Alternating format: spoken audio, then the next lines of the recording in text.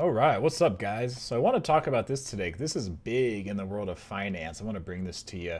I haven't talked about any crypto here in a little while, but this is just big for those of you either are in crypto or maybe looking at getting into it and using Coinbase. Coinbase has been having a lot of problems lately where they've been having people get their accounts hacked and their money just stolen or their cryptocurrency stolen, and then they can't get a hold of Coinbase really at all for help.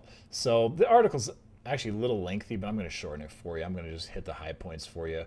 So I mean, these are some of the key points here is that they've had, thousands of customer complaints against the company, that they've had a pattern of account takeovers, where users' money suddenly disappears from their accounts, which this is obviously one of the things that concerns people when it comes to using crypto is, if something's going to be online, then it can be hacked. So if, businesses accept crypto or places that, go cashless, it can be convenient, but if it's online, then there's a way for people, if they really want to hack into it, they probably can. So that's one of the big concerns that people have. Now, and it just talks about Coinbase's customer service, and we'll get into a little bit more of that in a moment, and just how unresponsive they are. Talks about employees, former employees talking about the changes that companies made in customer service and what the company's going to be trying to do. But here's the story for this couple right here. Unfortunately, Tanya Vidovich she had a moment of panic because she went into her account and saw that $168,000, almost all of it was gone when she logged into her Coinbase account the other day. So, and this happened to her months ago. It talks about her and her husband started investing in crypto in 2017. They use Coinbase because it's the largest cryptocurrency exchange, where you can buy the currency. So, and really, it's just like it says here. On exchanges such as Coinbase, users can deposit US dollars and trade them for cryptocurrency, such as Bitcoin, Ethereum, etc. So really, it's like having a stock market. If you're buying stocks in the stock market, whether you use Vanguard or Fidelity or something like that, you put your money in, and then your money's in the account and you use it to buy stocks. Well, this you're using your money to buy different types of cryptocurrency. So it just talks about how she looked into Coinbase. It was the biggest. It seemed the most trusted. And then when she just saw that she had all these security alerts and password change notifications that obviously she didn't do. She didn't change her password on her account. So it just talks about they tried to contact Coinbase, but they couldn't get anybody on the phone.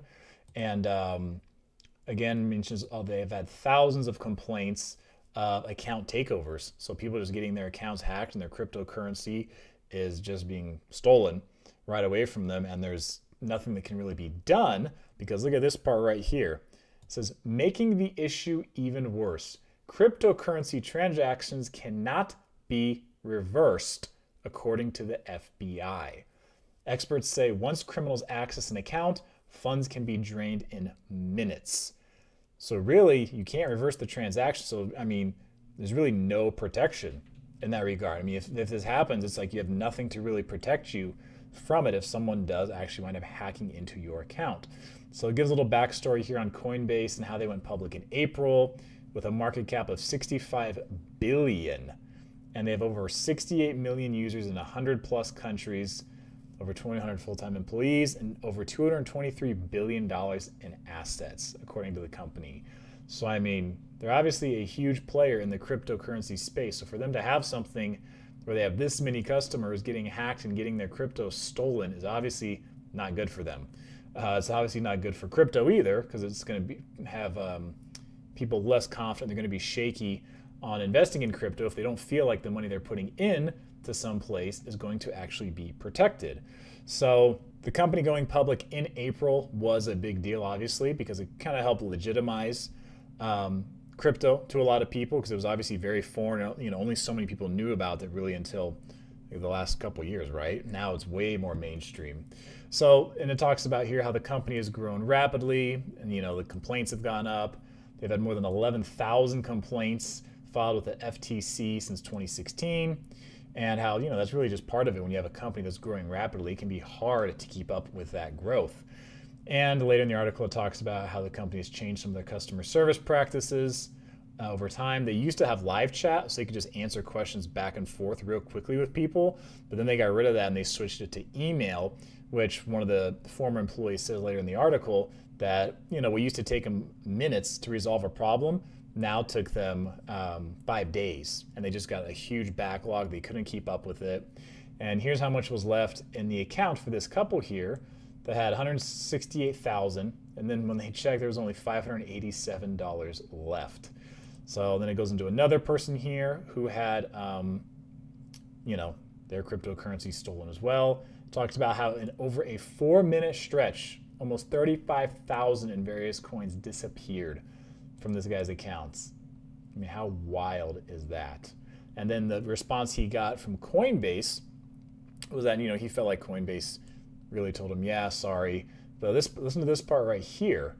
This is the message he got, saying there's no credible or supportable evidence that the compromise of your login credentials was the fault of Coinbase. As a result, Coinbase is unable to reimburse you for your alleged losses. Apparently, the company eventually sent the guy a $200 credit, saying your Coinbase experience and your wait for a response to your formal complaint was not up to our standards. So they gave him a $200 credit after losing $35,000. Then they get into the concept here of SIM swapping and how a lot of these people who are committing fraud are able to actually get control of people's accounts and that kind of thing. So then it just talks a bit more down here about, and then it talks about another person who got theirs stolen, and talks about the company trying to keep up with all the demand. So I mean, that's a big problem for them as a growing company. But they are putting in live chat again. I think they are going to put actual people you can talk to. You can actually call and talk to someone about, for customer service issues and things like that. So, but this is a huge deal in not just in the crypto space, but in the finance space in general, but particularly for crypto, because it's going to hurt its reputation when it comes to people feeling safe with, investing or putting their money in it. So kind of like how banks have had issues in the past with protecting people's information.